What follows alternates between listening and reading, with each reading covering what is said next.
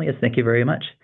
Yes, my name is Rainer Friesen, and I'm from the International Admissions Office here at Ritsumeikan University. And yeah, I'm really excited to be here today and share with you about Ritsumeikan and the programs that we offer in English. We have 5 of them. I'm just going to get my screen shared here.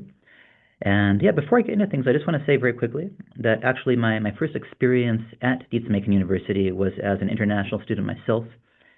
My experience was so good, and I got to see a lot of the support it's offered towards international students. And because of that, I feel really confident recommending it to students all around the world. Uh, so now that you should all see my screen, here's the overview. I'll start off with a quick introduction of the university. I'll explain what we offer in English, and I'll talk a little bit about the application process. Okay. So first, to start with the university, we were founded in 1900. We are a long-established, comprehensive private university.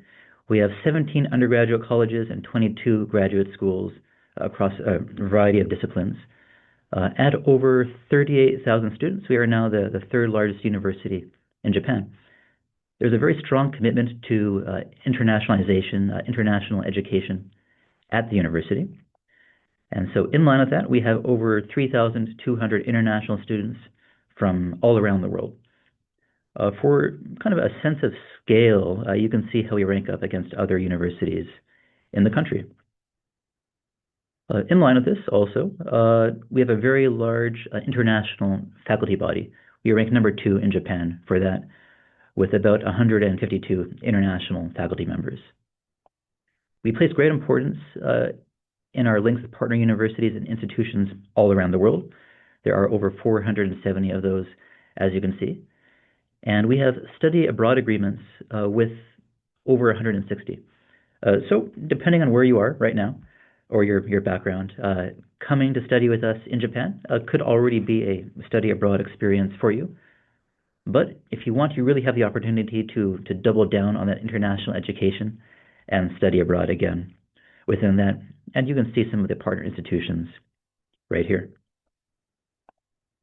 There's also a very strong commitment to research at the university. And I'm very happy to say that 54 of our faculty members have been included within this list compiled by Stanford and Elsevier of the world's top 2% scientists. There's also a very large pool of research funding at the university. And our students benefit from, learning from faculty members that are involved in this level of research. So let's zoom in a little bit and talk about where we are, okay? So we have 3 campuses that offer undergraduate programs in Kyoto, Osaka, and Shiga, in this region of Japan called Kansai. Kind of key cities in this area, of course, include Kyoto, Osaka, Shiga as a region, Kobe, you'd also include within there. And to give kind of like a sense of scale here, from Tokyo to the Kansai area by bullet train is about 2 hours. But once you're in the area, it's really fast and easy to get from city center to city center, just by regular trains. And I think it really contributes to a rich, kind of varied student experience, right? Because each city and region really has its own flavor, its own atmosphere. People in Kyoto versus people in Osaka, for example, they'll speak a little bit differently, dress a little bit differently. Different foods are popular, and the cities themselves are very, very varied. Very varied, yes.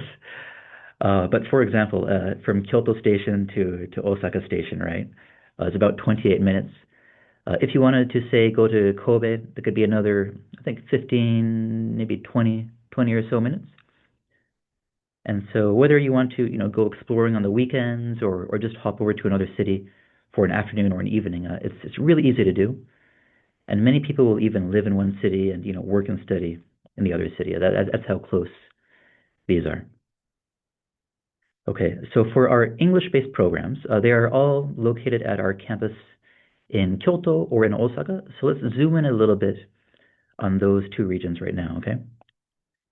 So starting with Kyoto, of course, you might know it as the ancient capital of Japan, a city of kind of tradition and culture. When you think of it, many images may come to your mind that are similar to these pictures, and that's all true. It's excellent for that. But what you might not know is also how much of a student city it is. There are many universities in Kyoto, And about 10% of the population here actually is university students. So it's really good for student life as well. If you visited here, maybe you've been to this location here. If you're talking to your screen and saying it is Kinkakuji, you are correct. And actually, from where I'm seated right now, I think I could walk there in about 10 to 15 minutes.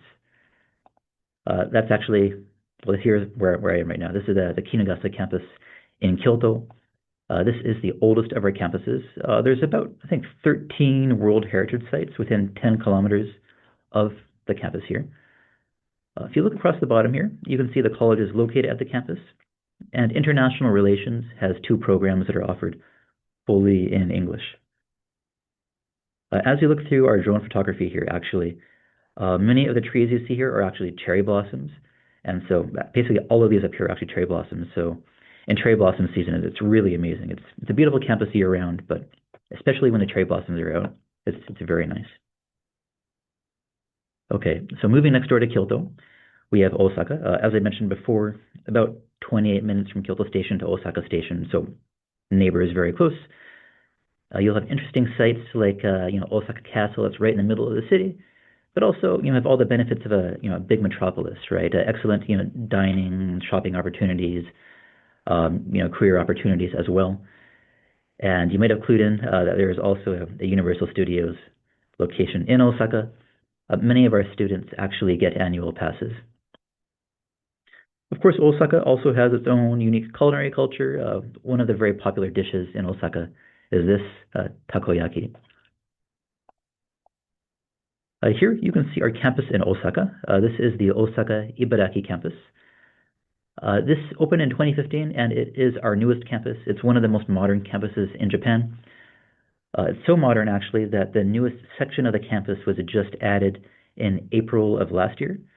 And when that new section was completed, the College of Information Science and Engineering and Image Arts and Science actually moved in there as well. So they have extremely new modern facilities to use to study and research in. In addition to the College of Information Science and Engineering, Policy Science, and the College of Global Liberal Arts are also located at this campus, and they offer English-based programs as well. If I can talk about student life a little bit, Ritsumeikan University has a long tradition of sports and other extracurricular activities. At around 400 clubs and circles, you're bound to find, a like-minded group of students to really dive into almost no matter what you're interested in, right? Whether it's a sport, arts, or some kind of other interest group, there's lots of ways to get involved. And even for, say, like fully domestic students here, clubs and circles are an integral part of how they form their long-term relationships in university. And so if you're coming from overseas, I really encourage basically anyone to get involved in a club or a circle. Of course, you can see some shots from club and circle activities, and of course, some other shots from student-led festivals as well. Being a large comprehensive university, we offer the complete range of student advisory and support services, things like career planning, academic guidance, study abroad support. But also, once again, speaking from my own background, I think the university does an excellent job of the support that's tailored towards international students. The kinds of things that happen when you come to a new country and you have to get set up. The guidance for all the things you have to do in a new country is really good. Things like getting your first government ID, signing up for health insurance, things like that, and even the unexpected. If unexpected things can happen in a new country, I've seen excellent support for that as well. Kind of in line with this international student support, we do have 6 international dormitories spread across our campuses, and each dormitory also has resident mentors. These are typically senior students who speak both English and Japanese, and I think they play an integral part in helping students both land in Japan and then kind of launch their lives in Japan as well. We also offer English guidance sessions and seminars for students wanting to work in Japan or abroad. Kind of on the career topic here, Here you can see some of the major employers that graduates from our English-based programs have moved on to after graduation. Many of our graduates also move on to graduate schools, and they are active all around the world. I'll pause for just a moment so you can scan through some of these names here as well. Okay, so now diving in a little bit further, what do we offer in English? So we have 5 programs. We have 5 English medium undergraduate degree programs. These are all 4-year full-time degree programs. One thing that is unique among our offerings are our collaborative degree programs. So in these, you can study with both Ritsumeikan University and a leading partner university abroad, either in Australia or the United States, and then you can earn degrees from both universities. We also have 3 single degree programs. In these, you earn a degree from Ritsumeikan University alone, but these also each have their own unique traits as well. And there are study abroad opportunities that you can do within these programs too. Okay, so I'm going to start from the top here. Starting with the College of Global Liberal Arts. This is an undergraduate dual degree program with Ritsumeikan University and the Australian National University. They're largely considered the top university in Australia, and they rank very highly in the world as well. If I can put it as succinctly as possible, this is a 4-year program spanning 2 countries. You earn 2 degrees, but it's all wrapped up in kind of one cohesive program, one cohesive curriculum. Here you can see all the details, but within the program, you can earn a Bachelor of Global Liberal Arts from us, Ritsumeikan University, and a Bachelor of Asia-Pacific Affairs from ANU. There is both April and September enrollment in this program. As you look through our programs, you'll see that some offer April enrollment, some offer September enrollment. This one offers both, but I would ask you to keep an eye on that if you see a program that you are interested in. And as you go through these as well, you'll see keywords, and if any of these topics appeal to you, the program could be an excellent fit, and you should take a look at it in more detail. The study schedule here, though, is, I think, a very unique feature of this program. This will explain it in a way that's very easy to understand. But physically, it's 3 years with us in Japan at our Osaka Ibaraki campus. You have 1 year at the Australian National University at their campus in Canberra. But from the 2nd year onwards, even while in Japan, you start taking courses from ANU after their assessment right there. If you do April enrollment, there's a slightly different schedule, but same idea in principle. If I can talk a little bit about ANU, I'll give a quick overview. Like I said, they're largely considered the top university in Australia, and they rank very highly in the world for politics. Number 8th, actually, and you can see how they rank up right here.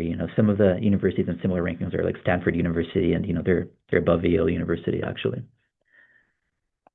And I would like to emphasize that this is not simply a 1-year study abroad program, right? In this program, you become a full-time student of both the College of Global Liberal Arts and the ANU Coral Bell School of Asia-Pacific Affairs, and they are a leader in international and Asia-Pacific politics, security strategy, and diplomacy studies. One other unique feature of this program is that there's actually a dormitory specialized for this program that's right on campus at our Osaka Ibaraki campus. It's this building that you can see right here. And actually, the dormitory itself is about kind of half of the 2nd floor and then going upwards. So this picture on the bottom right, you can see inside the dormitory. The lower levels, there's actually a lot of common space that students from the whole university can use, but it's very nice. One interesting feature is that there's actually a no theater. It's like a traditional form of Japanese theater, but there's an actual theater for that in the lowest level of the building. There's even a tea room, actually, as well. Okay, so I'm going to hop on now to the next program that I would like to introduce. And this is the American University, Ritsumeikan University Joint Degree Program. This is in the College of International Relations. So this program was founded in collaboration with American University in Washington, D.C., and it is actually the first ever joint undergraduate degree program between a university in the U.S. and Japan. I have a short video I would like to show you to introduce it.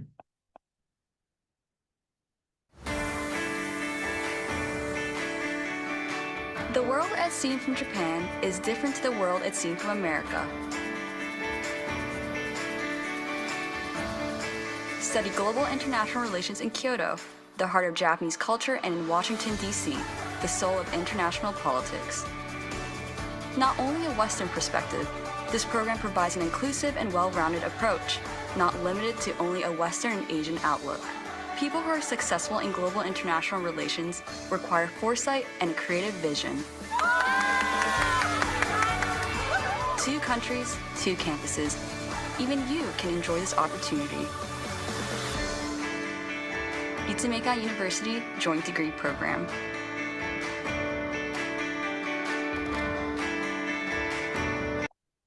Okay, so I hope that gives you kind of an idea of the scope of the program. But here are the details. So in this program, you can graduate with a Bachelor of Arts in Global International Relations. This is 1 degree, but it's conferred by both universities. So it is both a degree from Ritsumeikan University and a degree from American University. For those who apply through us, there is April enrollment only. While studying with us, you're located at the Kinugasa campus in Kyoto. Of course, American University, naturally, you get to study in Washington, D.C. Here you can see the study schedule, but like I mentioned, 2 years in Kyoto, 2 years in Washington, D.C. This is the schedule for those who enroll with us, April enrollment, and so you both begin and complete your studies in Kyoto with the 2 years in Washington, D.C. right in the middle there. And I would like to emphasize that, since its foundation in 1893, American University has been located at the center of international politics. It ranks extremely highly for undergraduate international relations programs in the U.S., 8th. And, many U.S. presidents have given notable speeches at the university, including John F. Kennedy there in 1963, and even other presidents like Obama have spoken there as well. One unique feature about this program is that you get to explore international relations literally on an international level. You're going to get multiple perspectives the way you would studying it both in Japan and in Washington, D.C. Of course, that includes perspectives from the professors, but also even the mixed student bodies that you will experience in both countries. Naturally, you get to experience both American and Japanese university life as well. And once again, because you become a full-time student of American University as well as Ritsumeikan University, you get full access to their educational resources, and it can also open you up to a wide range of career opportunities and career support as well. Over 90% of JDP students actually intern. Okay, so those are our joint and dual degree programs. Next, I'll give a quick overview of our single degree program, starting with our Global Studies major. This was actually the first program that we established in English at Ritsumeikan University.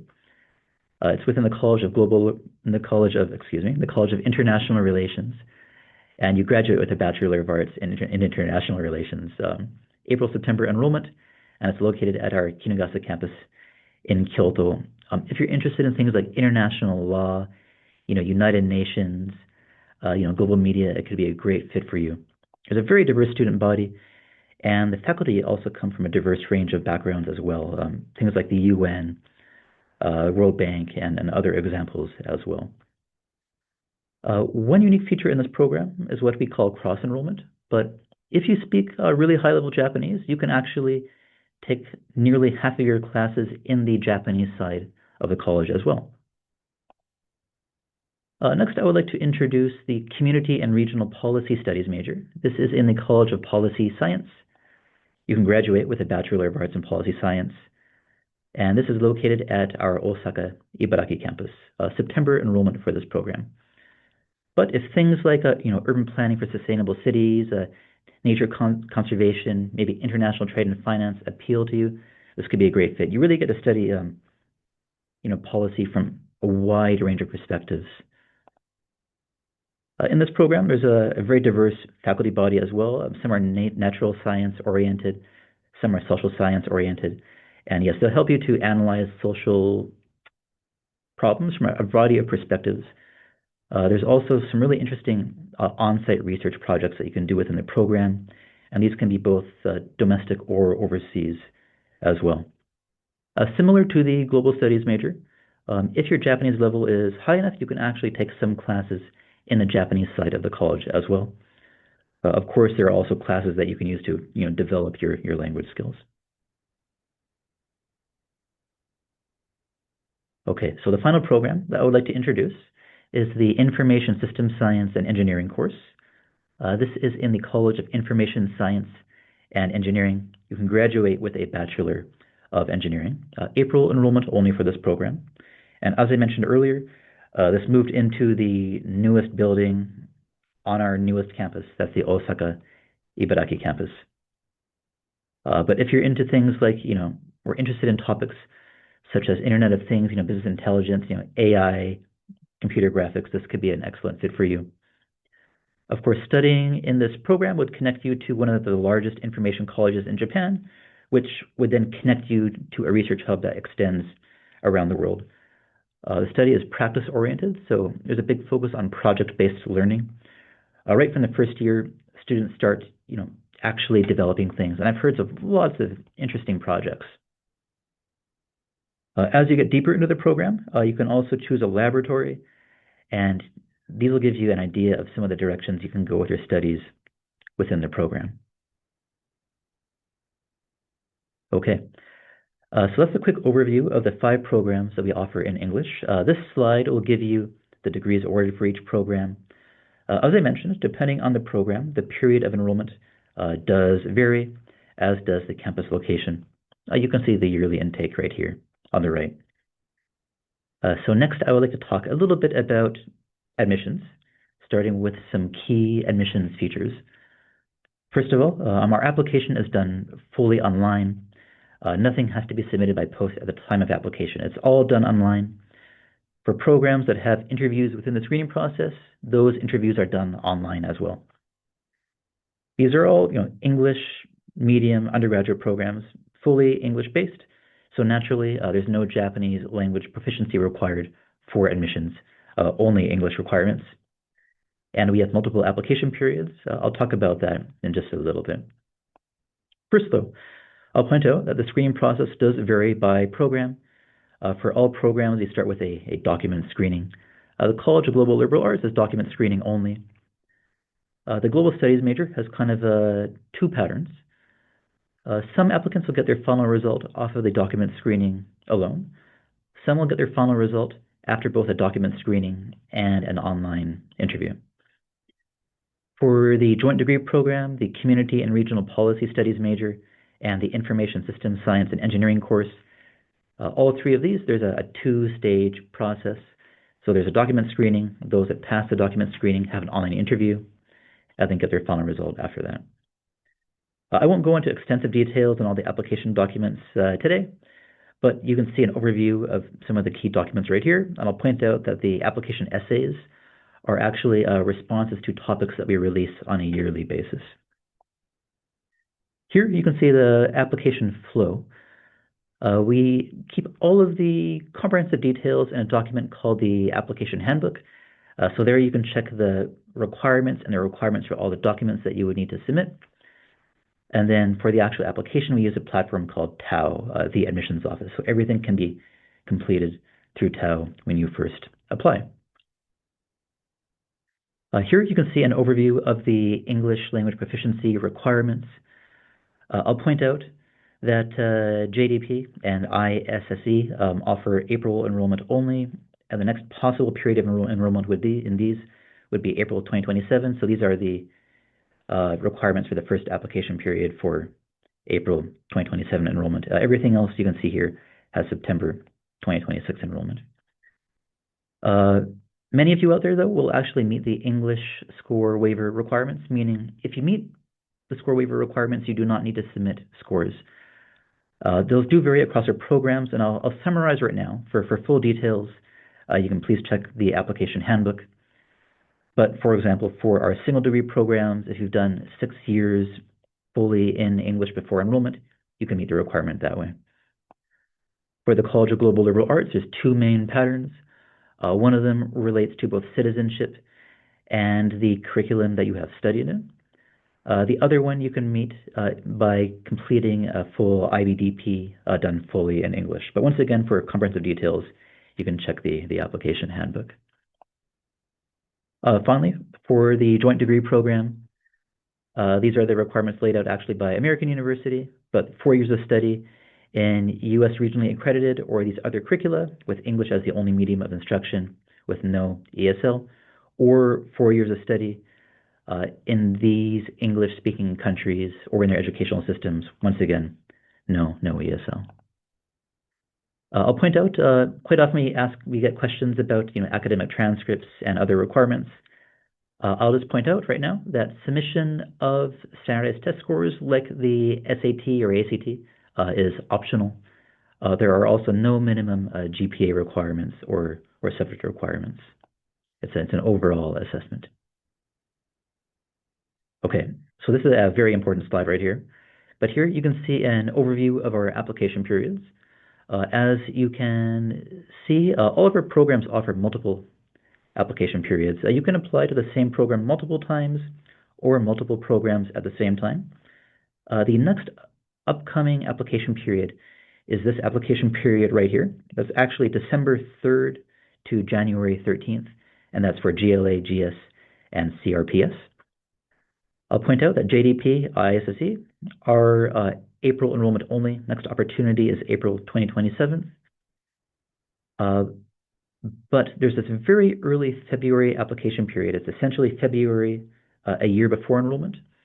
And so if you are in a curriculum that's like September to, say, like May, June, then yes, you would have a partial gap year before you could enroll, but you could actually apply in February of your graduating year.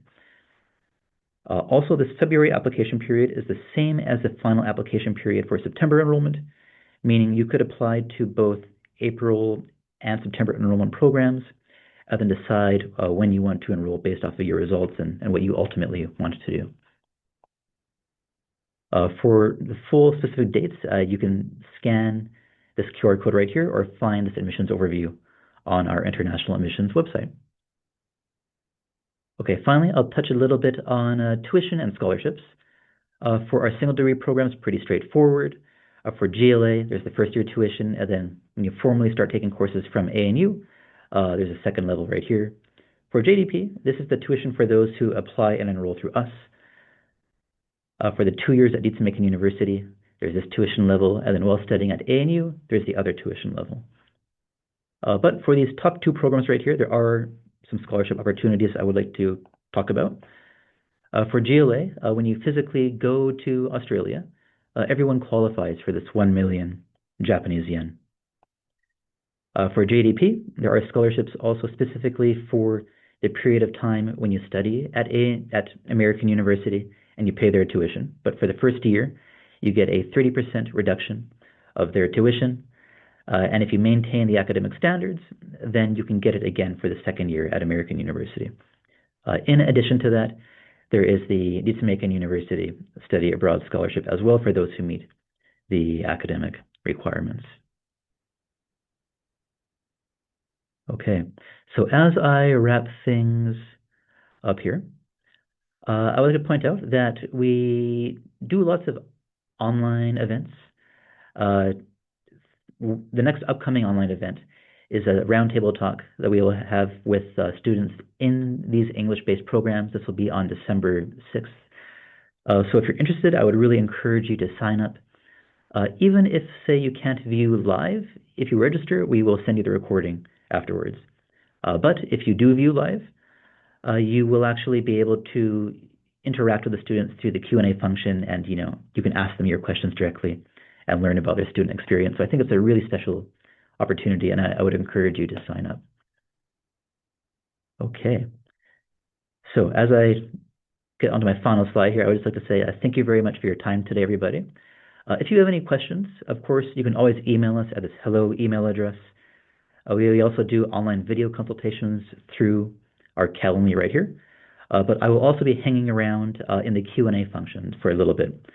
So if you have any questions for Ritsumeikan University, you can please put our name inside of your questions so I know who you're asking, and then I'll hang around and I'll answer questions through the Q&A function. But thank you very much, and I would like to pass things off to Lighthouse and our next presenter. Thank you, everybody.